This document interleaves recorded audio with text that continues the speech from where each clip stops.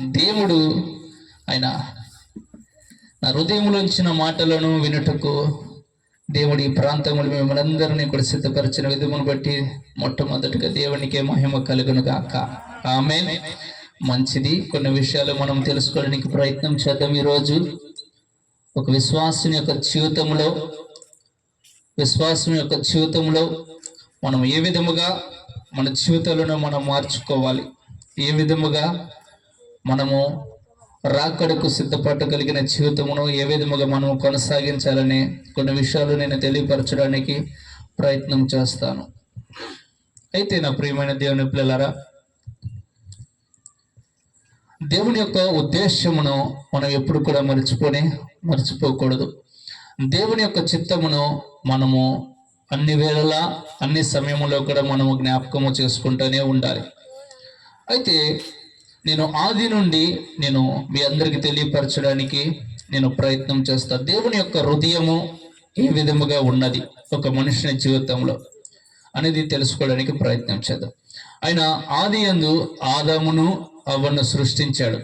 ఎందుకని సృష్టించాడంటే ఆయనతో సహవాసం చేసుకోవడానికి ఆయన మనుషులను సృష్టించాడు. ఆ సృష్టించిన జనాంగముతో అనగా ఆదాముతో అవ్వతో ఒక మంచి నిబంధన ఆయన చేసుకున్నాడు. ఏమి చేసుకున్నాడంటే ఒక మంచి ఏదైనా వనమును ఆయన సృష్టించి దానిలో ఉన్న ఫలములన్నిటిని కూడా ఏ వస్తువునైనా దేనినైనా కూడా నిరభ్యంతరముగా తినగలిగిన జీవితమును అతడికి ఇచ్చి ఉన్నాడంట. ఇచ్చిన తర్వాత ఆ వ్యక్తి పాపము చేసినటువంటి బట్టి దేవుడు అతనితో చేసుకున్న నిబంధన ఏమైపోయిందంట? రద్దయిపోయింది, అనగా కొట్టివేయబడింది. ఆ ఏదైనా వనములో నుంచి మొట్టమొదటిగా మనుషుడు ప్రయాసలోనికి, మరణములోనికి, వ్యాధిలోనికి, శ్రమలోనికి, ప్రయాసలోనికి, ఇక ఈ భూమి మీద మనుషుడు ఇప్పటి కాలంలో ఏదైతే అనుభవిస్తున్నాడో వీటన్నిటిలోనికి మనుషుడైతే రావడము జరిగింది. ఈ విధముగా ఉండటను బట్టి దేవుడు సంతోషించలేదంట. ఇదేంటి, నేను చేసుకున్న మనుషులు ఈ విధముగా పాపములో పడిపోయి ఉన్నారని ఆయన చూసి ఇంకా ఎవరైనా మారు మనసు పొందుతారేమో, ఆయనతో సహవాసం చేస్తారేమోనని ఆయన చూస్తూ ఉండగా ఆ కాలంలో ఆనోకు అనే వ్యక్తిని దేవుడు కనుగొన్నాడు. ఈ వ్యక్తి దేవునితో మంచిగా సహవాసం చేస్తూ ఉన్నవాడై ఉన్నాడంట. దేవునితో మంచిగా సహవాసం చేస్తున్న సమయంలో దేవుడు ఏమనుకున్నాడు ఏంటో, అయ్యో నేను సృష్టించిన జనాంగం అయితే ఈ భూమి మీద లెక్కకు విస్తారమై ఉన్నది. ఎంత అయింది? లెక్కకు విస్తారమై ఉన్నది. కానీ ఈ జనాంగంలో ఒక్క వ్యక్తి కూడా నాతో సహవాసం చేయడానికి ఇష్టం కలిగిన వాడు ఎవ్వరూ లేరా అని చూసి ఒక మనిషి దొరకటం బట్టి ఇక దేవుడు ఏం చేశాడంటే ఆ వ్యక్తిని తీసుకుని పోయాడు. తర్వాత ఇంకెవరైనా ఉన్నారా అని ఆయన వెతుకుతూ చూస్తుండగా ఆయన చూస్తున్న క్రమంలోంట ఈ భూమి మీద ఏమి విస్తరించిందంటే మనుషులు ఏ విధముగా అయితే విస్తరించారో మనుషులతో పాటు పాపము కూడా భయంకరంగా విస్తరించింది. ఈ పాపం విస్తరించిన తర్వాత ఆయన ఏమనుకున్నాడంటే కొన్ని దినములకు ఆది కాండము 6వ అధ్యాయములు ఈ విధముగా రాయబడి ఉంటుంది. ఏమని రాయబడి ఉంటుంది? మనుషుని యొక్క హృదయము మిక్కిలి చెడ్డదై ఉన్నది, అది దేవునికి ఎంత మాత్రము కూడా లోబడదని ఆయన తెలుసుకుని ఈ భూమి మీద ఉన్న వారందరినీ కూడా ఆయన ఏం చేయాలనుకుంటాడు? ఇక నాశనం చేయాలని అనుకుని చూస్తూ ఉండగా ఈ క్రమంలో కూడా దేవుడికి ఒక మనిషి దొరికాడు. ఆ వ్యక్తి పేరేంటి? నోవాహు. ఎవరమ్మా? నోవాహు అనే వ్యక్తి దొరికాడు. ఈ వ్యక్తి దేవుని యందు నీతిమంతుడిగా జీవిస్తా ఉన్నాడు. నీతిమంతుడిగా జీవిస్తున్న క్రమంలో అసలుకే నీతిగా జీవిస్తున్న ఆయనతో సహవాసం చేస్తున్న వ్యక్తిని ఆనోకుని ఆయన ఏం చేశాడు? మరణము అనుభవించకుండానే ముందుగానే తీసుకుని వెళ్ళాడు. మన జీవితంలో మనం ఎప్పుడు కూడా ఒక దానిని మర్చిపోకూడదు. మనం నమ్ముకున్న దేవుడు ఆయన నమ్మదగిన వాడు. హల్లెలూయా. ఎవరైనా నమ్మదగిన వాడు. లోకమంతా కూడా పాపం ఏలుబడి చేస్తున్నప్పుడు కూడా, నీ చుట్టూరంతా కూడా చీకటి ఏలుబడి చేస్తున్నప్పుడు కూడా, నీ చుట్టూరంతా కూడా వ్యభిచారములు, వ్యసనములు, వ్యాధులు, సమస్తమైనవి వగేరా ఏదైతే నీ జీవితంలో నీవు చూస్తున్నావో ఇవన్నీ కూడా నీ జీవితంలో నువ్వు చూస్తున్నప్పుడు కూడా, చుట్టుపక్కలంతా కూడా నువ్వు చూస్తున్నప్పుడు కూడా, నువ్వు గనుక యథార్థముగాను, నీతిగాను, భక్తిగాను, దేవునితో ఒక నిబంధన కలిగిన జీవితం కనుక నీవు జీవించగలిగితే ఆయన ఈ భూమి మీద ఎలాంటి ఉగ్రతే గాని, ఎలాంటి నష్టమే గాని, ఎలాంటిది ఏది వచ్చినా సహితము కూడా ఆయన ఏం చేస్తారంటే తన ప్రాణమును సహితము కూడా నీ కోసము వెలగా చెల్లించడానికి సిద్ధముగా ఉన్నాడు ఆయన. హల్లెలూయా, హల్లెలూయా. ఎందుకని? నీ ప్రాణమును ఆయన ఎలా ఇస్తాడు తెలుసా? ఈ భూమి మీద దోపుడు సొమ్ముగా ఇస్తాడు. అనగా చుట్టూరంతా కూడా మరణం వెలుబడి చేస్తే నీ ప్రాణమును సహితం ఏం చేస్తాడు తెలుసా? దోపుడు సొమ్ముగా, అనగా సజీవుల లెక్కలో ఉంచుతాడు. హల్లెలూయా. ఇక్కడ నోవాహు కాలంలో అందరూ పాపం చేస్తున్నారు, పాపం వల్ల వచ్చి జీవితం మరణమును అనుభవిస్తున్నారు. అయినప్పటికీ కూడా ఒక మనిషిలో కూడా పశ్చాత్తాపం కలిగిన జీవితం అనేది ఎవరికి కూడా లేదు. ఒక మనిషి మాత్రమే నీతిగాను యథార్థ పరుడుగాను దేవుని ఎదుట కనబడుటను బట్టి ఆ వ్యక్తికి దేవుడు ఏమనుగ్రహించాడు? కృపను అనుగ్రహించాడు. ఈ కృపను ఆధారము చేసుకుని దేవుని ఎదుట ఆ వ్యక్తి మంచి సద్భక్తితో మంచిగా నడవడగలిగిన జీవితం కొనసాగిస్తుంటే ఆ వ్యక్తి కుటుంబాన్ని దేవుడు ఏమనుకున్నాడంటే, ఓకే, నేను ఆనోకనే ఈ విధముగా తీసుకుని వెళ్ళాను కదా, నిన్ను ఎందుకని వదిలేయాలి నేను ఈ విధముగా? సో నేనేం చేస్తానంటే ఈ భూమి మీదకి జలప్రలయం అయితే రప్పిస్తా, కానీ నీవు నా యందు యథార్థముగా ఉండుటను బట్టి నీ కుటుంబాన్ని కూడా నేను సజీవ లెక్కలో ఉంచుతానని వారందరినీ కూడా బయటికి తీసుకొచ్చే సమయంలో దేవుడు ఒక మంచి మాట చెబుతున్నాడు. ఇక్కడ చూడండి, ఆదికాండము 6వ అధ్యాయము 18వ వచనము. ఆదికాండము 6వ అధ్యాయము 18వ వచనం. అయితే నీతో నా నిబంధనను స్థిరపరచుదును. చాలు. ఏం చేస్తున్నాడు ఇక్కడ దేవుడు?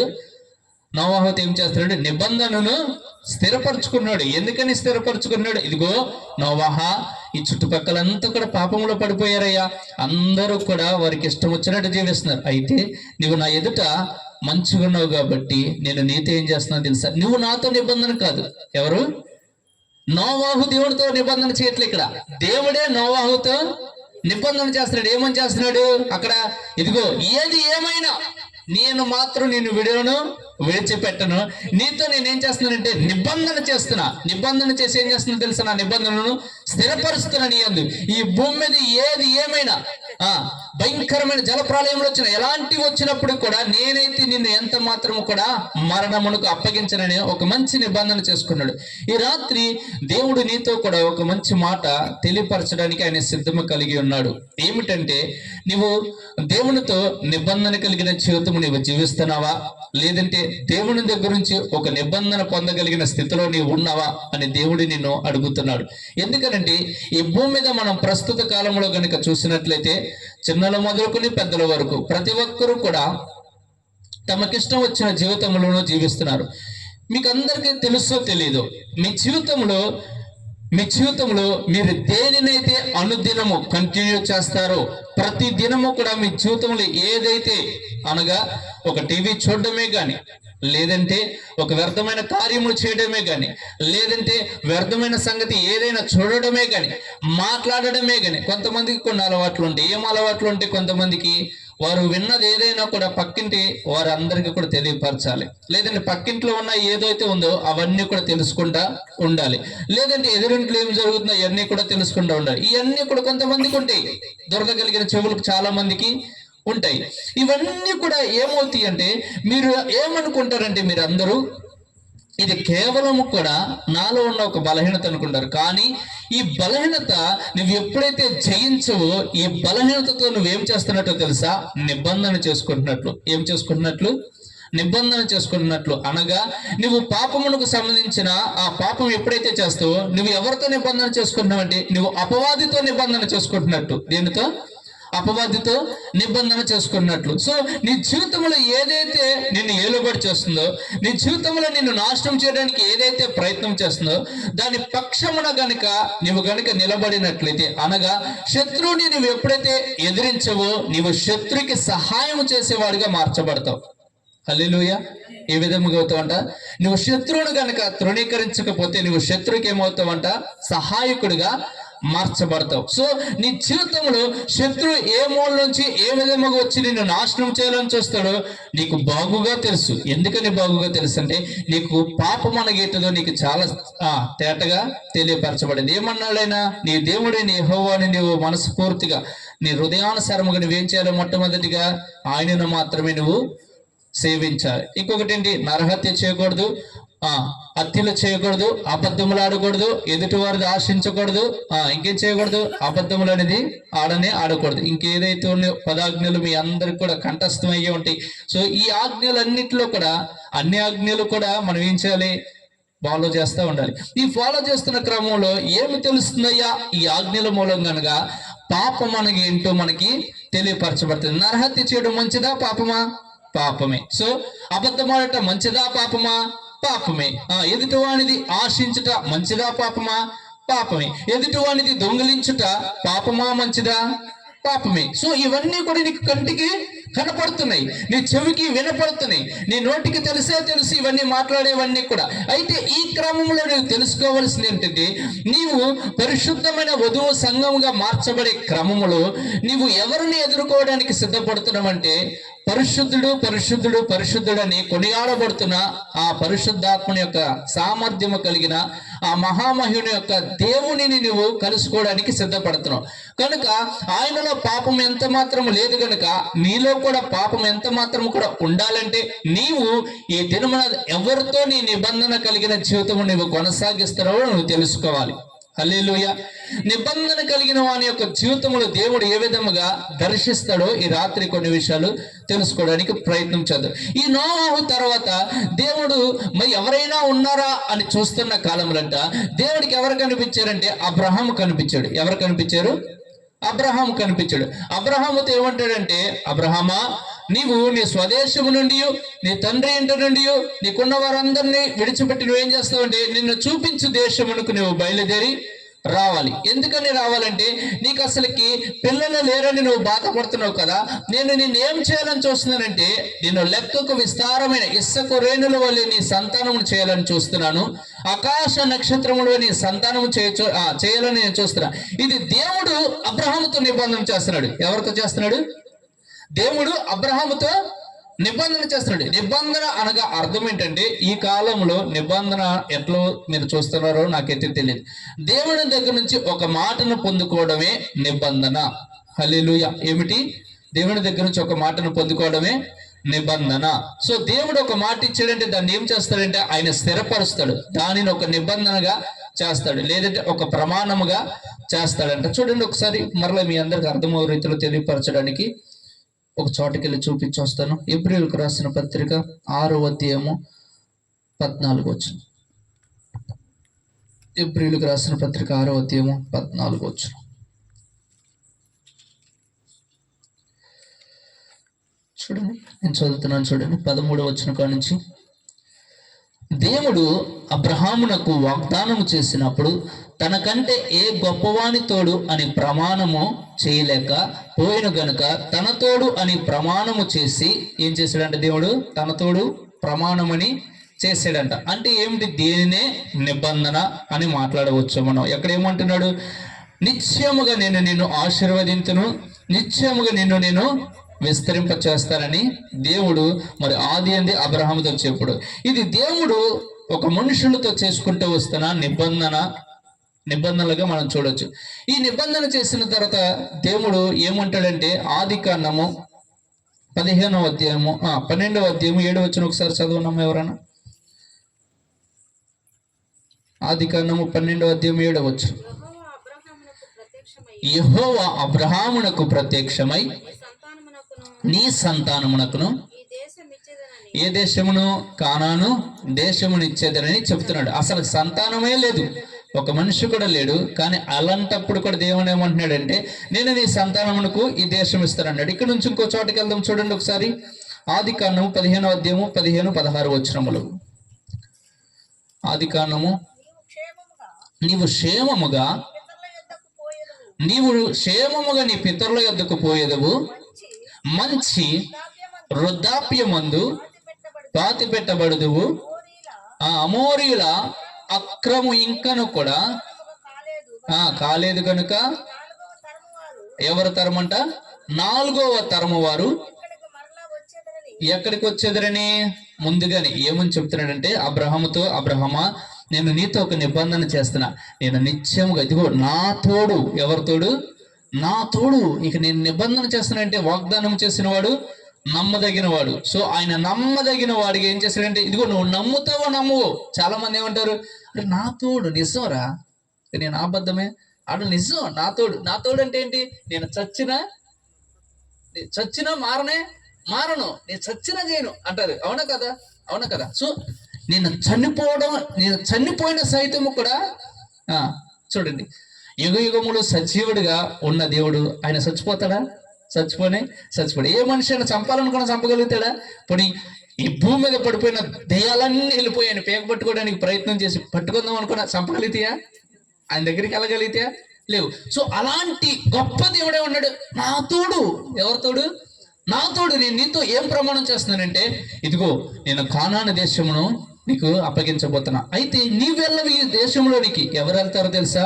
నీ 4వ తరము. ఎవరి తరము? నీ 4వ తరము వెళ్తుంది. 4వ తరము లెక్కేద్దాం ఒకసారి. అబ్రహాము తర్వాత ఎవరు వచ్చారు? ఇస్సాకు తర్వాత ఎవరు వచ్చారు? యాకోబు తర్వాత ఎవరు వచ్చారు? ఏసేపు. ఎవరు వచ్చారు? ఏసేపు తర్వాత ఎవరు వచ్చారు?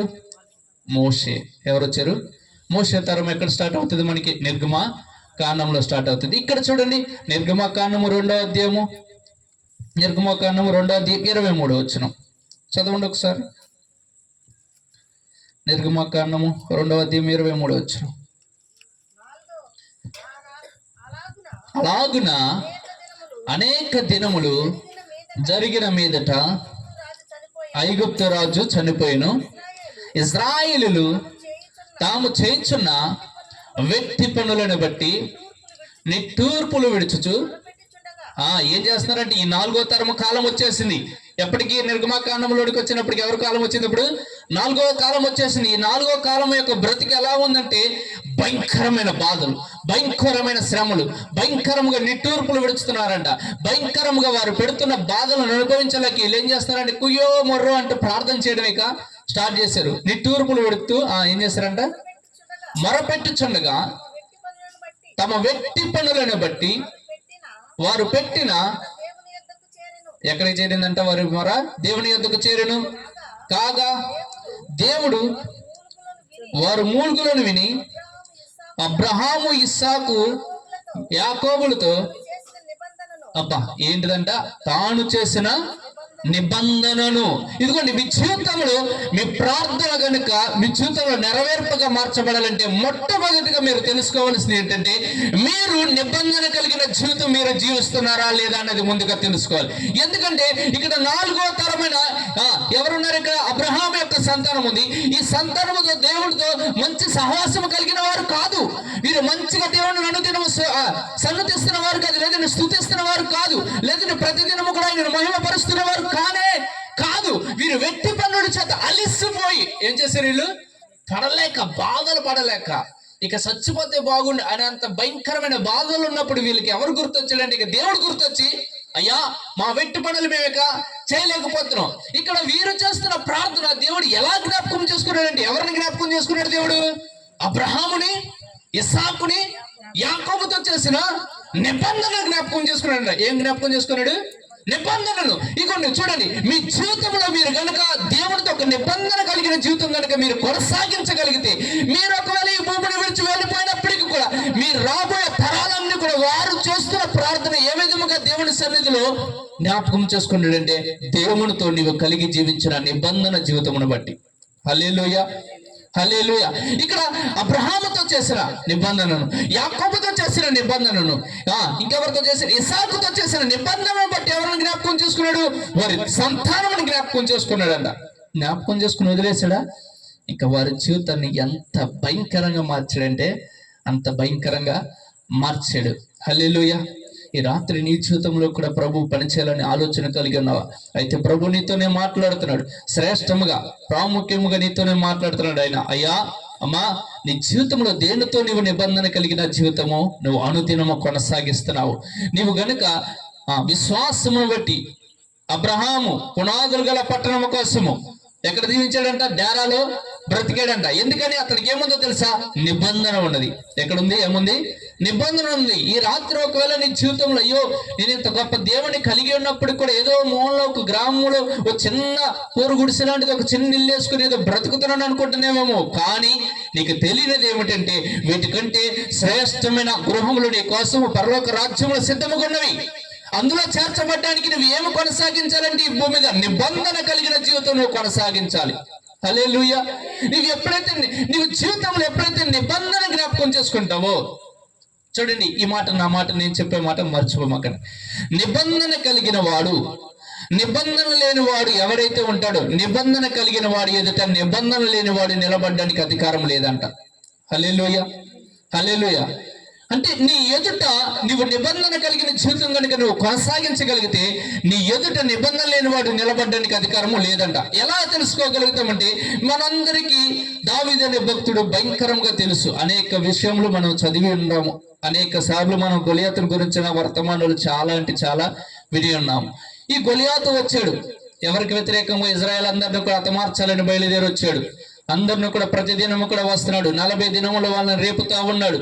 ఇదిగో ఇజ్రాయేలరా, మీలో ఒక్కడు కూడా మంచి మగాడు అనేవాడు ఎవడు కూడా లేడా?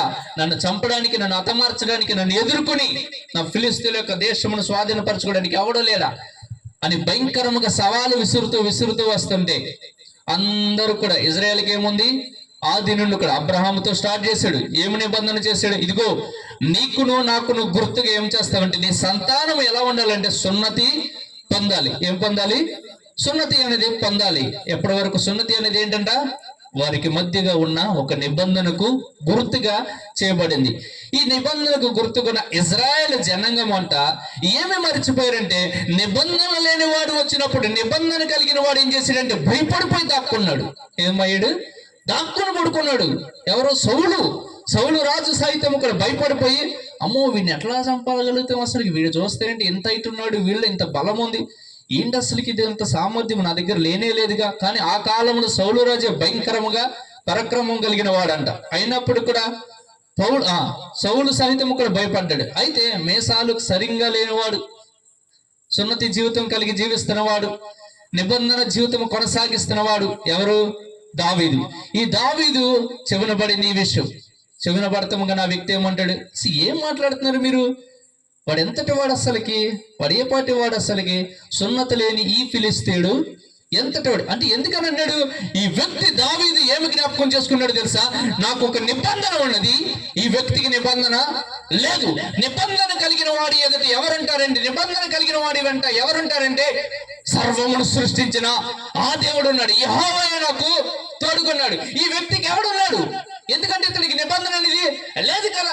నిబంధన కలిగిన జీవితం నీవు జీవిస్తే నీకు తెలియాల్సింది ఏంటంటే, నిరంతరము ఆయనకు కునకక కన్ను మూయిక నీతోనే ఉంటాడన్న గమనంలో నువ్వు జీవించలేక. హల్లెలూయా. నీవు మర్చిపోయినా ఆయన ఎట్లా ఉంటాడు తెలుసా? నీతోనే ఉంటాడు నువ్వు గనుక నిబంధన కలిగిన జీవితం కొనసాగించగలిగితే. హల్లెలూయా, హల్లెలూయా. కొన్ని సార్లు ఏమైపోతుందంటే, కొన్ని శ్రమలు మన జీవితంలోనికి వచ్చినప్పుడు, ఏంటయ్యా ప్రభువా నా చెయ్యి విడిచిపెట్టితవా, నువ్వు నన్ను మర్చిపోయావా, నేను గుర్తులేదా నీకు, ఇప్పుడు వరకు ఏమైపోయావు అసలుకి, ఎందుకని నన్ను ఈ శ్రమలకు అప్పగించేసావు, ఇక నా బ్రతికి ఇలాగే నేను గొంతులోనికి వెళ్ళిపోవాలా, నా సంతానం అంతా కూడా ఈ విధముగా నాశనం అయిపోవాలా, నా సంతానం అంతా కూడా ఈ విధముగా పాపంలోనికి వెళ్ళిపోవాలా, నా సంతానానికి కనీసం ఇప్పుడున్న పెద్దవాళ్ళకంట పెద్ద కోరికలు ఎక్కువైపోయినాయి. నాకు ఈ మధ్యకాలంలో కొన్ని ఊర్లు వెళ్తుంటే నాకు కొన్ని ప్రార్థనలు చెప్తున్నారు, అయ్యా నాకున్న ఆశ ఏంటంటే నా పిల్లలు కనీసం ఒక 10 గ్రాములు బంగారం అన్న కొన్ని చల్లాలయ్యా నేను ఈ భూమి మీద నుంచి విడిచిపెట్టి వెళ్ళేటప్పుడు. అది నాకు ప్రార్థన, అది నేను ప్రార్థన చేయాలి ఆమె కోసం. నేను అడిగాను, ఏం మాట్లాడుతున్నావు అమ్మా, నాకు ఏం అర్థం కాలేదు, సరే మళ్ళీ చెప్పాను. ఇది నిజంగా నాకు అర్థం కాలేదు. ఏం కోరుకుంటుందో ఇప్పుడు పరలోక రాజ్యం వెళ్ళాలి, అయ్యా నేను ఎలా వెళ్ళాలి, ఇది కాదు. ఆమె ఏం కోరుకుంటుందంటే ఆ దగ్గరకు వచ్చి, అయ్యా నేను వెళ్ళే లోపు నా పిల్లలకి నేను ఒక 10 గ్రాములను బంగారం కొనిచ్చి వెళ్ళాలయ్యా, పాపం వాళ్ళు భయంకరంగా బాధపడుతున్నారు అనంత. ఇది ఎక్కడ నిబంధన రా బాబు అనుకున్నా నేను. హల్లెలూయా. ఈమె ఏం కోరుకుంటుందంటే, కాళ్ళ కింద తొక్కాల్సింది ఏంటో ఈ భూమి మీద ఆ 10 బంగారం, అది ఏంటో 1,50,000 ఎంత ఉందో అనుకుంటుంది. ఆ 1,50,000 కనిపిస్తే ఏం ప్రాణం పోయినా చాలంటే, ఇక ఈమె ప్రాణం యొక్క విలువ ఏమైందంటే 1,50,000తో ముగించుకుందామా, ఎంతతో 1,50,000తో ముగించుకుంది. కానీ నిబంధన కలిగిన వాని యొక్క జీవితంలో జీవం అనేది సమృద్ధిగా ఇవ్వబడింది. హల్లెలూయా. ఎలా గీయబడిందంట? సమృద్ధిగా ఇవ్వబడింది. అది తరాలకి ఇవ్వాలి. మనము ఎలా ఇవ్వబడతాం, ఎలాగిస్తాము మనము గనుక అబ్రహాముతో ఎలా చెప్పాడు తెలుసా? ఇదిగో నీ తల నెరిచి మంచి వృద్ధాప్యం ముందు నువ్వు పాతి పెట్టబడతావు. నేను నీకేమిస్తాను తెలుసా? నీతో ఏం నిబంధన చేస్తానో తెలుసా? నువ్వు నాతో నా మాట కనుక విన్నావు అనుకో, నేను నీ 4వ తరానికి నేనేమిస్తాను తెలుసా? కానాను దేశాన్ని ఇస్తా. అక్కడ ఏముంటాయో తెలుసా? అక్కడ ఇక ఈ ప్రయాస ఏమీ ఉండదు, పాలు తేనెలు ప్రవహించు దేశము. అక్కడ నీ పిల్లలు సంతోషముగా ఉంటారు. ఈరోజు నీ జీవితంలో కూడా ప్రభువు నీతో మాట్లాడేది ఏంటంటే, ఒకవేళ నీ ఆలోచనలు కూడా చిన్నగా పెట్టుకుని జీవిస్తున్నట్లయితే, ప్రభువును పక్కన పెట్టేసి నీ ఆలోచన బట్టి ఈ భూమి మీద ఈ చిన్న ఆశ తీర్చయ్యా, నన్ను తీసుకోయన్నావు అనుకోండి, తీసుకుంటాడు కూడా. హల్లెలూయా. ఎందుకంటే యెహోవా ఇచ్చును, యెహోవాయే నీకు లేదుగా. ఇష్టం లేనప్పుడు ఆయన మాత్రము ఏం చేస్తాడు? అవునా కదా? చూడండి, ఒక మాట చదివి ముందుకెళ్దాము. రోమీయులకు రాసిన పత్రిక 6వ అధ్యాయము 16వ వచనం. రోమీయులకు రాసిన పత్రిక 6వ అధ్యాయము 16వ వచనం. రోమియోలకు రాసిన పత్రిక 6వ అధ్యాయము 16వ వచనం. లోబడుటకు దేనికి మిమ్మును మీరు దాసులుగా అప్పగించుకుందరు, అది చావు నిమిత్తమే, పాపమునికే గాని నీతి నిమిత్తముగా విధేయతకే గాని దేనికి మీరు లోబడుదురో ఏమవుతారంటే దానికే మీరు. ఇప్పుడు చూడండి, మీరు 10 రూపాయలు 10 గ్రాములు బంగారానికి అప్పగించుకుని, ప్రభా ఇది ఇచ్చి నన్ను తీసుకో అన్నావు అనుకో, నువ్వు దేనికి అప్పగించుకున్నావు? బంగారానికి అప్పగించుకున్నావు. బంగారం ఇస్తాడు కావాలండి నిన్ను. ఎందుకని నువ్వు అదే కోరుకున్నావు. లోబడుటకు మిమ్మల్ని మీరు దేనికి దాసులుగా అప్పగించుకుందరో, అది చావు నిమిత్తమే కాని పాపమునికే గాని నీతి విషయములే విధేయత గాని దేనికోసమైతే మిమ్మల్ని మీరు అప్పగించుకుంటారో దానికి మీరేమవుతారంట? దాసులుగా అవుతారంట. అంటే నువ్వు నిబంధన గనుక చేయగలిగితే, నిబంధన కలిగిన జీవితం గనుక నీవు జీవించగలిగితే, ఆయన నీతో మాట్లాడే మాట ఏమిటంటే, నువ్వు గొలియాతును సైతము కూడా హతమార్చగలవు. హల్లెలూయా. అమోరీయులను సైతము కూడా నువ్వు హతమార్చగలవు. పెర్జీయులను సైతము కూడా నువ్వు హతమార్చగలవు. కనానీయులను సైతము కూడా నువ్వు హతమార్చగలవు. ఎవరు వీరంతా అంటే శత్రువులు. నీ జీవితంలో నిన్ను నాశనం చేయడానికి వచ్చిన రోగమే గాని, కష్టమే గాని, నష్టమే గాని, శ్రమలే గాని, అప్పులే గాని, మరణ పడకలే గాని, ఏది ఏమైనా, చెప్పుకునేది గాని చెప్పుకోలేనిది గాని, ఎలాంటిది ఏదైనా నిన్ను నాశనం చేయడానికి వచ్చిన శత్రువును నాశనం చేయగలిగిన సామర్థ్యం నీకు ఎక్కడ దొరుకుతుందంటే నిబంధన కలిగిన జీవితంలో మాత్రమే. హల్లెలూయా. దేంట్లో అమ్మా? నిబంధన కలిగిన జీవితంలో మాత్రమే. ఇప్పుడు ఈ సౌలు రాజుకి తన అల్లుడు వెళ్ళిన ఆ అల్లుడికి ఏం కావలేదు కదా, గొలియాతును చంపిన తర్వాత అవుతాడు కదా. సో గొలియాతును చంపాడు. చంపిన తర్వాత దేని చేత చంపాడు? వెళ్ళి నిబంధన చేత. దేని చేత? నిబంధన చేత. చూడండి, మీరు నిబంధన కలిగిన జీవితం కనుక కొనసాగించగలిగితే ఎంత శత్రువైన మీ ఎదుటికి ఎలా కనపడతాడు సార్? కుక్కలా కనపడతాడు. ఎలా కనపడతాడు? కుక్కలా కనపడతాడు. అందుకనే గొలియాతు ఏమన్నాడు? ఏందిరా బాబు నువ్వు అసలు ఏమనుకుంటున్నావు? నేను కుక్కను అనుకుంటున్నావా అన్నాడు. ఎవరు? గొలియాతు. ఎవరన్నారు? ఎందుకని అన్నాడు తెలుసా? 40 రోజులు బట్టి చూస్తా ఉన్నాడు, యుద్ధానికి ఎవడైనా వస్తాడా అని చూస్తే అందరి కంటికి గొలియాతు ఎలా కనిపించాడు అంటే, అమ్మో భయంకరమైన పరాక్రమం కలిగిన వాడిగా కనిపించాడు. మీసాలు లేని దావీదుకి కుక్కలా కనిపించాడంట. ఎలా కనిపించాడు? కుక్కలా కనిపించాడు. ఈ వ్యక్తి అనుకుంటేనే కదా ఆ వ్యక్తికి తెలిసి, ఏంది నువ్వు అసలు నేను కుక్కను అనుకుంటున్నావా? అయితే రా, నీ మాంసము నేను పక్షులకు వేయడానికి నేను తుత్తిగా నేను చీల్చి నేను వేస్తానంటాడు. ఎవర్రా బాబు నువ్వేమనుకున్నావు? నాకేముందో తెలుసా? నిబంధన ఉంది. నీకు నిబంధన లేదు. ఇవన్న 5 నిలబడ్డానికి కూడా అధికారము లేదు.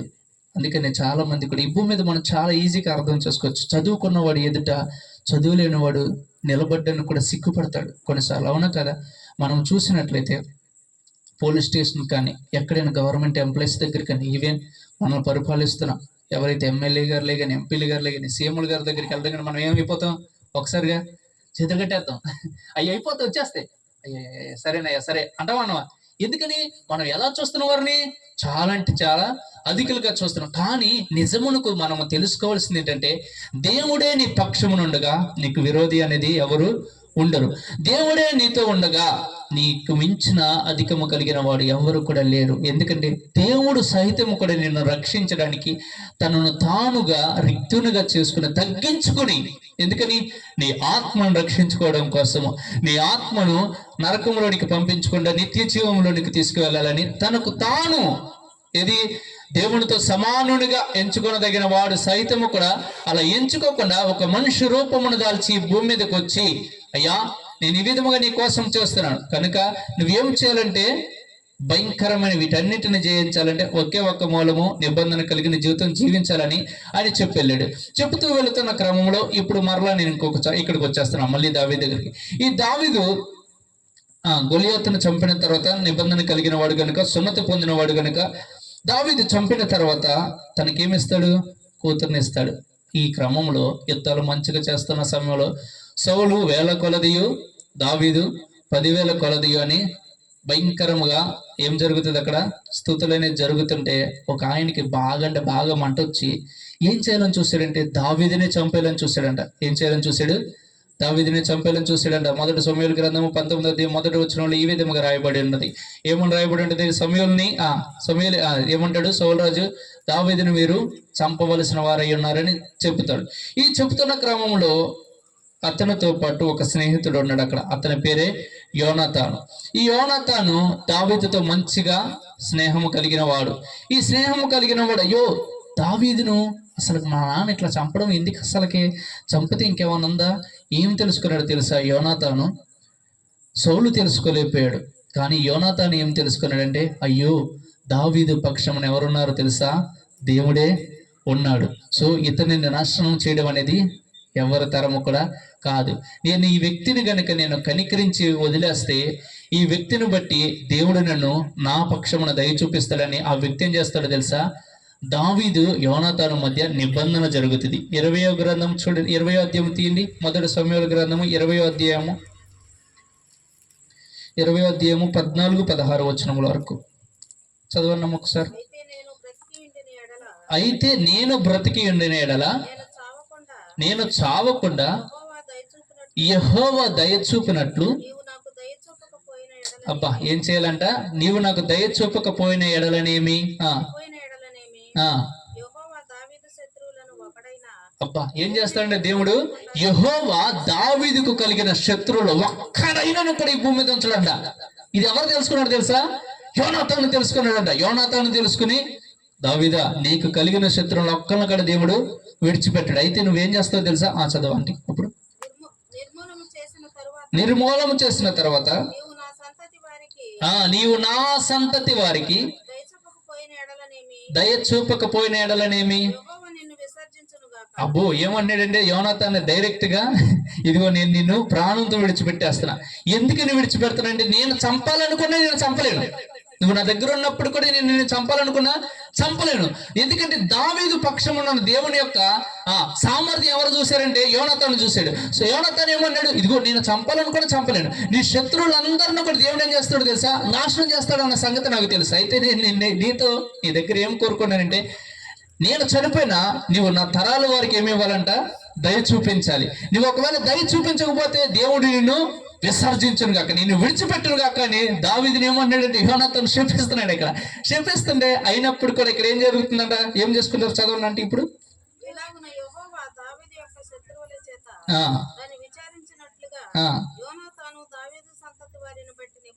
అబ్బా ఏం చేశారంట? నిబంధన ఏం చేశారు? నిబంధన చేసుకున్నారంట. ఎవరు? దావీదును యోనాతాను నిబంధన చేసుకున్నారు. ఈ తర్వాత యోనాతాను హతమార్చబడ్డాడు, సౌలు రాజు హతమార్చబడ్డాడు, అందరూ హతమార్చబడ్డారు. ఇక దావీదుకి వ్యతిరేక తిరగబడే వాళ్ళు ఎవరు కూడా లేనే లేరు. ఇక ఫైనల్ కి ఏమైపోయాడు? దావీదు సైతం కూడా రాజుగా మార్చబడి ఉన్నాడు. రాజుగా మార్చబడిపోయి ఉన్నాడు. చాలా కాలం అయిపోయిందండి. చాలా కాలం అయిపోయింది. కానీ అతని జీవితంలో తను చేసిన నిబంధన అంట మరిచిపోయి జీవిస్తా ఉన్నాడు. ఎవరు? దావీదు కూడా మర్చిపోయాడంట. ఏ నిబంధనను? యోనాతానుతో చేసే నిబంధన మర్చిపోయి జీవిస్తున్న కాలంలో అతని జీవితంలోనికి శ్రమలు వచ్చినాయి, మరలా ఇబ్బందులు వచ్చినాయి, కష్టాలు వచ్చినాయి, పిచ్చివాడిగా తిరిగాడు, అన్ని తిరిగేసాడు. అన్ని చేసిన తర్వాత ఒక కాలానికి ఎందుకు ఇలా అయిందని తెలుసుకున్నాడంట. ఎవరో? దావీదు. తెలుసుకుని ఏం చేశాడో తెలుసా? యోనాతానికి పిల్లోడు ఉన్నారు తెలుసా? ఆ కుమారుడి పేరేంటి? మెఫీబోషెత్. 2 సమూయేలు గ్రంథము 9వ అధ్యాయం 1వ వచనం ఇక్కడ నుంచి ఒకసారి చదవండి అమ్మా. ఏం జరుగుతుంది ఇక్కడ? నిబంధనలు ఉన్న సామర్థ్యం తెలుసుకోవాలి మనం ఈ రాత్రి. ఎవరిని బట్టంట? యోనాతానును బట్టి నేను ఉపకారము చూపుటకు. ఎందుకని? యోనాతాను దావీదు ఏమన్నాడు? ఇదిగో దావీదు, నువ్వు నాకేం చూపిస్తావు అంటే నా తరాల వారికి నువ్వు దయను చూపించన్నాడు. సో నేనేమన్నాడు? ఇక్కడ ఏమన్నాడు దావీదు? సరే, నీతో నిబంధన చేసుకున్నా, నేను నీ కుమారులకి నీ సంతానం ఎవరున్నట్టు వారికి నేను దయ చూపిస్తానని. ఇక్కడ ఏమంటున్నాడు చూడండి, ఇక్కడ యోనాతానును బట్టి నేను ఉపకారము చేయనట్లు సౌలు కుటుంబములో ఎవరైనా శేషించి ఉన్నాడా అని అడుగుతున్నాడు ఇక్కడ. చదవండి. దావీదు అడిగిను, షేబాయను ఒకడుండగా వారు అతనిని దావీదు నద్దకు తీసుకుని వచ్చిరి. షేబావు నీవే కదా అని అడగగా, నేనే అని షేబా అని చెప్పాను. రాజు యెహోవాకు ఆగండి, ఇక్కడ ఏమంటున్నాడు? రాజు ఎవరు? దావీదు ఏమంటున్నాడు? దావీదు అంటున్నాడు షేబాతో ఏమంటున్నాడు తెలుసా? యెహోవా నాకు దయ చూపినట్లు నేను ఉపకారము చేయడానికి. అంటే ఏమి అర్థం చేసుకోవాలి మనము? దావీదు నిబంధన ఎక్కడో మర్చిపోటును బట్టి దేవుని దయను అక్కడ ఎక్కడో తగ్గడంగా ఆ వ్యక్తి జ్ఞాపకం చేసుకుని, నేను ఏమేం చేశాను అసలు, నాకు ఎందుకని దేవుని దగ్గర నుంచి దయ నేను ఎందుకని పొందుకోలేకపోతున్నా అని ఆలోచన చేసుకుని, అమ్మో నేను యోనాతానుతో నేనేం చేసిన నిబంధన చేశాను కదా, నేనేం చేయాలంటే యోనాతాను కుటుంబాన్ని అనగా సౌలు కుటుంబంలో ఎవడైనా ముందుగా శేషించి ఉన్నాడా అని తెలుసుకోవాలి అని ఇదంతా చేస్తా ఉన్నాడంట. చేస్తున్న క్రమంలో షేబాను కలుసుకుని షేబాతో ఏమని, ఇదిగో నేను సౌలు కుటుంబంలో ఎవరైనా శేషించి ఉన్నాడా, యెహోవా దయను నేను పొందుకున్నట్టు సౌలు కుటుంబంలో ఎవరైనా శేషించి ఉన్నాడా అని అడుగుతున్న క్రమంలో ఇది జరుగుతుందంట. చదవనండి. ఇంకా యోనాతానుకు కుంటికాలు కలిగిన ఒకడు ఉండడు, రాజుతో మనవి చేయగా అతడు ఎక్కడ ఉన్నాడని సేవా సిద్ధగించము.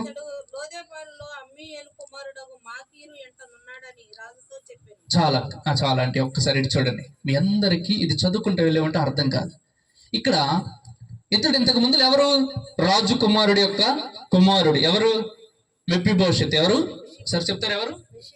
మెఫీబోషెత్. ఈ మెఫీబోషెత్ ఎవరంటే రాజు కుమారుడు యొక్క కుమారుడు. మనం కనుక ఈ భూమి మీద నార్మల్గా చూస్తే మీ తాతగారు కానీ మీ నాన్నగారు ఎవరైనా ప్రెసిడెంట్ గారి నెంబర్ కానీ ఎవరైనా చేశారు అనుకోండి, వాళ్ళు ఏముంటారు?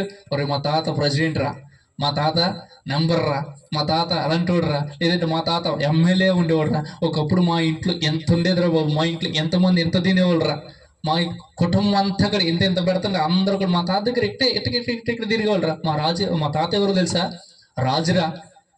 ఇట్లా మాట్లాడుకోవచ్చు. కానీ యోనాతాను యొక్క కుమారుడైన మెఫీబోషెతు ఒక రాజు కుటుంబంలో నుంచి సహితము కూడా వచ్చినవాడు సహితము కూడా అతను ఎక్కడ ఉన్నాడు తెలుసా?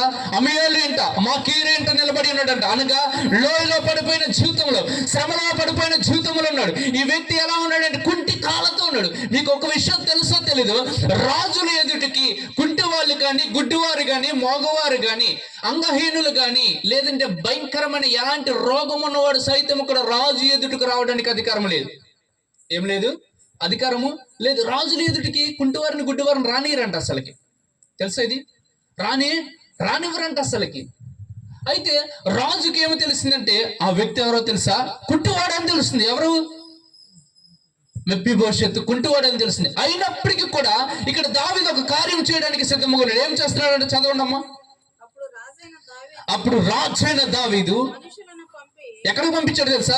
ఇప్పుడు వరకు మెఫీబోషెతు ఒకప్పుడు రాజు యొక్క మనవడే, కానీ ఇప్పుడు భయంకరమైన శోధనలో పడిపోయిన స్థలంలో ఉన్న వాని జీవితంలోనికి ఒక్కసారిగా రాజు ఏం పంపిస్తున్నాడు? మనుషులు పంపిస్తున్నాడు. రాజు మనుషులు పంపిస్తే ఎలా ఉంటుంది? ఒకప్పుడు ఒక కథ విన్నాను నేను. ఏం కథ విన్నానంటే, నేను వాక్యం వినే కాలంలో, అనగా ఇప్పటికి వాక్యం వింటాను అనుకో, అది కాదు, నా చిన్నప్పుడు నేను వింటున్న కాలంలో ఒక దైవ సేవకులు ఈ విధముగా చెప్తూ ఉండేవాళ్ళు. ఈ స్టోరీని ఏ విధంగా చెప్పేవాళ్ళు అంటే, ఒక భయంకరముగా లేనివాడు ఒక రాజుకి ఏదైనా సహాయం చేసిన తర్వాత కొన్ని దినముల తర్వాత ఆ రాజునంట ఇంటికి ఆహ్వానించాడంట. ఏం చేశాడు? ఈయనే ఉంటారు మీరు అందరూ, అవునా కదా? ఈ రాజుని ఇంటికి ఆహ్వానించిన సమయంలో ఆ ఊరంతా కూడా భయంకరమైన గుంటలతో, భయంకరమైన ఇబ్బందులతో భయంకరంగా ఉందంట. అంటే ఈ రాజు వచ్చి ఆహ్వానించినప్పుడు, మరి రాజు వస్తున్న రోడ్డు ఎలా ఉండాలి? మంచిగా ఉండాలి, అవునా కదా? అంతదాకెందుకు, మనకు అర్థమయ్యే రీతిలో చెప్తా. మన ఊరు ఎమ్మెల్యే గారు కానీ ఎవరైనా వస్తున్నారు అనుకోండి, అవునా, వస్తున్నప్పుడు ఏమైపోద్ది, ఒక్కసారిగా అప్పుడు దాకా రోడ్డు బాగుంది, ఒక్కసారిగా ఏం చేస్తారు, రోడ్డు అంతా నీట్గా చేసేస్తారు, శుభ్రం చేస్తారు, అవునా కదా, అవునా. రాజు కుమారుడు ఒకప్పుడు ఎవరు, మెఫీబోషెతు, రాజు కుమారుడికి కుమారుడు, మంచి మార్గంలో బ్రతుకుతున్నవాడు, మంచి ప్లేస్ లో బ్రతుకుతున్నాడు, మా కీరి ఏంటో బ్రతుకుతున్నాడు, ఇప్పుడు వెళ్ళిపోయి భయంకరమైన వేదంలో బ్రతుకుతున్నాడు, కుంటికాలతో బ్రతుకుతున్నాడు. ఇలాంటి వ్యక్తిని తీసుకుని రావడానికి ఇప్పుడు ఎవరు వచ్చారు తెలుసా, రాజు యొక్క మనుషులు వస్తున్నారు. ఈ మనుషులు వచ్చే సమయంలో ఈ రోడ్డు అంతా ఎలా అయిపోవాలి, ఇప్పుడు శుభ్రంగా అయిపోవాలి. ఎందుకని రాజు యొక్క సైన్యము చెడ్డ చలంగా ఉన్న చోటకి రాదు. సో మంచిగా అయిపోవాలి. ఇప్పుడు ఈ వ్యక్తి కుంటువాడే, ఈ వ్యక్తి నాశనంలో ఉన్నవాడు, ఈ వ్యక్తి భయంకరమైన శ్రమలో ఉన్నాడు. కానీ ఈ వ్యక్తి ఎలాంటి వాడు అన్నది కాదు దావీదు చూస్తుంది ఇక్కడ, ఈ వ్యక్తి నిబంధనకు వారసుడా కాదా. హల్లెలూయా. నా మాట అర్థమైంది మీకు? ఇప్పుడు నీ జీవితంలో కూడా, నీ జీవితం భయంకరమైన శోధనతో, ఇబ్బందులతో, రోగములతో, వ్యసనాలతో ఉన్నప్పటికీ కూడా నీవు కనుక నిబంధన కలిగిన జీవితంలోనికి వస్తే ఆయన నిన్ను ఎలా జ్ఞాపకం చేసుకుంటాడంటే నిబంధన బట్టి. హల్లెలూయా. నువ్వు కుంటివాడువా, నువ్వు మంచివాడువా, నీ కులం వాడుందా లేదా కులం లేదా, నీది ఎలాంటి పరిస్థితి, నీకు డబ్బు ఉందా లేదా, నీకు బంగారం ఉందా, ఇవన్నీ కాదు నా దేవుడికి కావాల్సింది. నీకు నిబంధన ఉన్నదా లేదా, నువ్వు నిబంధనకు వారసుడువా కాదా. ఈ నిబంధన కనుక నువ్వు వారసుడు అయితే నిన్ను తీసుకెళ్ళడానికి ఆయన దేవదూతను పంపించడానికి సిద్ధంగా ఉన్నాడు. హల్లెలూయా. ఏం చేస్తారంట, ముందుకు వచ్చి ఏం చేస్తారు దేవదూతలు, ఆయన వచ్చిన దినం రాకడికి ఏం జరుగుతుంది, దేవదూతలు వచ్చి మనుషులను నేను తీసుకుని వెళ్ళాలంటే నువ్వేం జీవితం జీవించాలి, నిబంధన కలిగిన జీవితము. హల్లెలూయా. ఇక్కడ ఏం జరుగుతుంది ఇప్పుడు, చదవండి.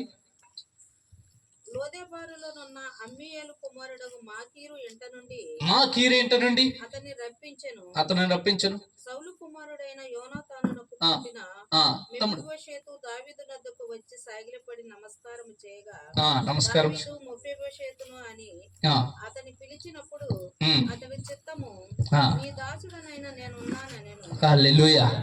ఏమన్నాడు, ఎక్కడికి వచ్చేసాడు తెలుసా, ఇప్పుడు వరకు లోదెబారులో బ్రతికాడు, ఇప్పుడు వరకు మా కీరేంట భయంకరమైన సాధనలో బ్రతుకుతున్నాడు, భయంకరమైన శ్రమలో బ్రతుకుతున్నాడు.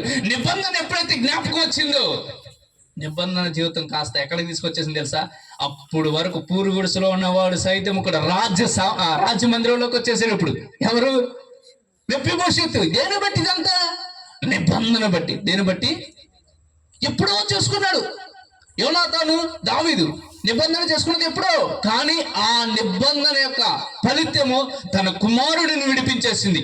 ఏం చేసింది తెలుసు, ఇంకా తర్వాత చదవనండి. అందుకు దావీదు నీవు ఇక భయపడనవసరం లేదు, ఉపకారము చూపి అంటే ఏదైతే కోల్పోయాడు సమస్తాన్ని చేసేస్తున్నాడు రాజు. ఇప్పుడు మొత్తం స్వాధీనపరిచేస్తున్నాడు. నీ జీవితంలో కూడా నువ్వు అన్ని కోల్పోయిన స్థితిలో ఉన్నావేమో, అన్ని కూడా దొరకని స్థితిలో ఉన్నావేమో, ఏమి దొరకని స్థితిలో ఒకవేళ నీవు కనుక నీ జీవితం కొనసాగిస్తున్నట్లయితే దేవుడు నీతోనే మాట్లాడుతున్నాడు. నీవు గనుక నిబంధనలో గనుక రాగలిగితే, నిబంధనకు వారసుడిగా గనుక నువ్వు గనుక మార్చుకోగలిగితే నీ జీవితాన్ని, నువ్వు ఏదైతే కోల్పోయావో, మీ పితరులు ఆస్తి. చాలా మంది ఏమంటారు తెలుసా, అంతవరకు ఎందుకు నేనే అంటారు, మాకు దగ్గరగా ఒక 30 ఎకరాలు ఉండేదంట నా చిన్నప్పుడు, నేను పుట్టక ముందర మా తాత వాళ్ళకి 30 ఎకరాలు ఉండేదంట. అది రోడ్డు పక్కనే ఉంది. నేను ఎప్పుడైనా మా ఊరు వెళ్ళినా చూస్తా ఉంది, మా ముసలోడు అంతా వేస్ట్ చేసేసాడే, గోధుమలకు అమ్మేసాడని తెలిసింది నాకు. ఏం చేసాడు, గోధుమలకి. ఎందుకంటే పెద్ద వాళ్ళు అప్పట్లో బియ్యాలకి గోధుమలకి అమ్మేసేవాళ్ళు ఉండేవాళ్ళంట. సో ఏమైంది, ఇప్పుడు నీకు గనక 10 ఎకరాలు ఉందనుకో, 10 ఎకరాలు ఇప్పుడు లేదు, ఒకప్పుడు మీదే అనుకోండి. ఆ స్థలం చూసినప్పుడు వాళ్ళు ఏమనిపిస్తుంది, ఇదంతా నాదేరా బాబు, ఇదంతా మా తాతే బాగొట్టేశారు అనుకుంటా లేదా. ఇప్పుడు మెఫీబోషెతు యొక్క బ్రతికి ఏమైపోయిందంటే, ఒకప్పుడు రాజకుమారుడే, ఆ ఇశ్రాయేలు అదంతైతే భూమి ఉందో ఆ భూమికి ఎవరు ఇప్పుడు వారసుడు, మెఫీబోషెతే. కానీ మొత్తం కోల్పోయాడు. ఇప్పుడు ఎక్కడ ఉన్నాడు తెలుసా, మాకు ఈయనంటే అన్నాడు, భయంకరమైన శ్రమలు అనుభవిస్తున్నాడు. అతనికి ఎలా ఉంటుంది చూసినప్పుడు, ఇదంతా నాది ఒకప్పుడు, కానీ నా బ్రతుకు ఇప్పుడు ఏమైపోయిందంటే ఇక్కడున్నా. కానీ నిబంధన జ్ఞాపకం చేసుకోవడం, కానీ దేవుడు అబ్రహాముతో చేసిన నిబంధనను, యాకోబుతో చేసిన నిబంధనను, ఇస్సాకుతో చేసిన నిబంధన జ్ఞాపకం చేసి ఏం చేశాడు తెలుసా, 400 సంవత్సరం నుంచి ఉన్న దారిద్ర్యముల నుంచి వెట్టి పనుల నుంచి ఒక్కసారిగా బయటికి తీసుకొచ్చేసాడు. ఇక్కడ అనేక సంవత్సరం నుంచి రాజకుమారుడైనప్పుడు సహితము కూడా ఒకప్పుడు సమస్తమునకు వారసులైన వాడు సహితము కూడా ఎప్పుడు ఎంగుల మెతుకులు తింటున్న బ్రతుకుని నిబంధనలోనికి రావడం కానీ నిబంధనను బట్టి ఏమైపోయింది, ఒక్కసారిగా రాజు సమూహంలోనికి వచ్చేసాడు. రాజు సమూహంలోనికి రాగానే ఏమన్నాడు తెలుసా, నువ్వు ఏదైతే కోల్పోయానో సౌలు కొన్న ఆస్తి ఏదైతే ఉన్నదో అదంతా నీకేమేస్తుందో తెలుసా, నేను ఇప్పుడు నీకు ఇస్తా. హల్లెలూయా. నీకు ఏదైతే నువ్వు కోల్పోయి ఉన్నావు అనుకుంటున్నావు ఈ రాత్రి, మీ తాతలది అనుకుంటున్నావా, మీ ముత్తాతలది అనుకుంటున్నావా, మీ తండ్రులది అనుకుంటున్నావా, ఏదైతే నీదని నీకు దొరకలేదని బాధపడుతున్నావు, నీవు నిబంధన జీవితంలోనికి రాగలిగితే అదంతా నీకే. ఇదంతా కూడా ఈ భూమి మీద సంగతి చెప్తున్నా. అసలు పరలోక రాజ్యమే నీకు ఇవ్వబడింది. హల్లెలూయా. ఆ దేవదూతలు వచ్చి నిన్ను తీసుకుని వెళ్ళి ఏం చేయడానికి చూస్తారు తెలుసా? ఆయన ఏమన్నాడు తెలుసా? మనతో ఒక నిబంధన చేసుకుని వెళ్ళాడు. ఎవరు? యేసు క్రీస్తు ప్రభువారు ఏమన్నాడు తెలుసా? ఆయన, నేను వెళ్తున్నాను, నేను వెళ్ళుటను బట్టి మీకు మంచిది, నేను వెళ్ళి మీకు ఆదరణకర్తను పంపిస్తాను, అంత మాత్రమే కాదు, నేను వెళ్ళుటను బట్టి మీకు మంచిది. ఎందుకో తెలుసా? నేను వెళ్ళి మీ కొరకు గృహములను సిద్ధపరచుదును. ఇప్పుడు ఆ గృహములానికి నేను చేర్చుకోవడానికి ఆయన ఏం చేస్తున్నాడు తెలుసు? ఈ రాత్రి నిబంధనను నీకు జ్ఞాపకం చేస్తున్నాడు. హల్లెలూయా, హల్లెలూయా. నువ్వు ఇక భయపడని అవసరం లేదు. ఎందుకని రాజు అయిన దావీదు కూడా ఏమన్నాడు ఇక్కడ, నువ్వు ఇక భయపడని అవసరము లేదు, నీకు ఏదైతే కోల్పోయే వాటన్నిటిని కూడా నేను స్వాధీనపరుస్తా. హల్లెలూయా. ఈ రాత్రి ప్రభు నీతోనే మాట్లాడుతున్నా. నువ్వు గనుక నిబంధన కలిగిన జీవితం గనుక కొనసాగించగలిగితే, ఇప్పటి వరకు నీ జీవితంలో అనేక దినములను బట్టి నువ్వు దేవుడు ఉన్నాడు, ఆయన నాకు సహాయకుడై ఉన్నాడు, నేను ఆయన నమ్మితే నాకు పరలోక రాజ్యంలో నేను చేర్చబడతానని నువ్వు పడుతూ లేస్తూ అలాగే విశ్వాసంలో కొనసాగుతున్నావా? అయితే నీకే మంచిది. ఎందుకో తెలుసా? నీకు పరలోక రాజ్యంలో మంచి గృహములు ఉన్నాయి. హల్లెలూయా. ఏముంది? పరలోక రాజ్యంలో మంచి గృహములను. ఎందుకో తెలుసా? నీవు మర్చిపోయినా ఆ గృహములో నిన్ను చేర్చడానికి ఆయన నీతో నిబంధన చేసుకుని వెళ్ళాడు. హల్లెలూయా. ఏం చేసుకుని వెళ్ళాడు? ఆయన నిబంధన చేసుకుని వెళ్ళాడు. నేను వెళ్ళుట మీకు మంచిది, నేను వెళ్ళి మీ కొరకు గృహములను ఏర్పరిచేదను. హల్లెలూయా. ఆ గృహములు ఎంతమంది స్వాధీనం చేసుకోవాలనుకుంటున్నారు? ఇక్కడ ఎంతమందికి కావాలా గృహము? పరలోక రాజ్యం 10 గ్రాముల బంగారం కావాలా? పరలోక రాజ్యం గృహం కావాలా? ఎంతమంది కావాలి? చేతులు చూపిరా. కావాలొద్దా? చాలా మొహమాటం ఉంది. అయితే ఇక్కడ చాలా మందికి పరలోక రాజ్యంలో మనం చేర్చబడటే గొప్ప ధన్యత మనకి. హల్లెలూయా. ఇది ఎలా సాధ్యమవుతుంది? పునాదులు గల పట్టణము కోసము అబ్రహాము డేరాలో బ్రతికాడు. మనం ఈ రోజు ఉంటూ లేనట్టు ఏ రోజుకి ఆ రోజు సంపాదించుకుంటే ఒకవేళ నువ్వు తింటున్నావేమో, ఒకవేళ ఎందుకింత గొప్ప దేవుణ్ణి నేను కలిగి ఉన్నప్పుడు కూడా ఈ ప్రయాస, ఎందుకని ఇంత గొప్ప దేవుణ్ణి కలిగి ఉన్నప్పుడు కూడా ఈ వేదన, ఎందుకని ఇంత గొప్ప దేవుణ్ణి కలిగి ఉన్నప్పుడు కూడా ఎందుకు ఇలాంటి భయంకరమైన నిట్టూర్పులో నేను నా జీవితంలో ఉంటే, అయినప్పుడు కూడా నువ్వు గనుక విశ్వాసంతో నిలవగలిగితే, నువ్వు గనుక దేవుడు నీతో మాట్లాడితే మాట ఏమిటో తెలుసా? నువ్వు ఇక్కడ ఎలాంటి స్థితి ఒకవేళ బ్రతుకుతున్నప్పుడు కూడా ఈ శ్రమలు కొంతకాలమే, ఈ శ్రమలకు ముగింపు తప్పనిసరిగా ఉన్నది. ఒక దినము రాబోతున్నది. ప్రభు పరలోక రాజ్యం నుంచి దిగబోతున్నాడు. హల్లెలూయా. ఆయన దిగి వచ్చిన దినమున ఈ రోజు ఈ కొద్ది స్థలము కాస్త ఒక్కొక్కసారి ఆయన ఒకవేళ రావడం లేట్ అయితే ఎక్కడికి వెళ్తాము? ఈ చిన్న కాస్త ఇంకా చిన్నదైపోతాయి. ఎక్కడికి వెళ్తాము? సమాధుల దగ్గరికి వెళ్తాం. ఎక్కడికి వెళ్తాము? అక్కడికి వెళ్ళినప్పుడు కూడా మనం విడిచిపెట్టే అవసరం లేదు విశ్వాసం. ఎందుకో తెలుసా? ఆ చిన్న ప్రాంతం నుంచి ఎక్కడికి తీసుకెళ్తాడో తెలుసా? డైరెక్ట్ బంగారం వంటి గృహములోనికి తీసుకెళ్ళిపోతాడు ఆయన. హల్లెలూయా, హల్లెలూయా. సో నీ విశ్వాసాన్ని నువ్వు విడిచిపెట్టడానికి వీలులేదు. రాకడకు సిద్ధపడగలిగిన జీవితము నువ్వు నిబంధనతోనే కొనసాగించాలి. హల్లెలూయా. ఇక్కడ ఎంతమందికి నిబంధన కలిగిన జీవితం ఉందో లేదో నాకు తెలియదు, కానీ ఒకవేళ నువ్వు మర్చిపోయి జీవిస్తున్నట్లయితే, నిబంధన కలిగిన జీవితం ఒకవేళ నువ్వు మరిచి జీవిస్తున్నట్లయితే, నీ కోసం పరలోక రాజ్యంలో గృహములు ఉన్నవన్న నిబంధన చేసుకుని వెళ్ళిన ఆ నిబంధన చేసిన నిబంధన కర్తను కనుక నువ్వు మరిచిపోయి జీవిస్తున్నట్లయితే ప్రభు నీతోనే మాట్లాడుతున్నాడు. ఈ రాత్రి మరి ఒకసారి నీకు జ్ఞాపకం చేస్తున్నాడు. పరలోక రాజ్యంలో నీకు గృహములు సిద్ధముగా ఉన్నవి.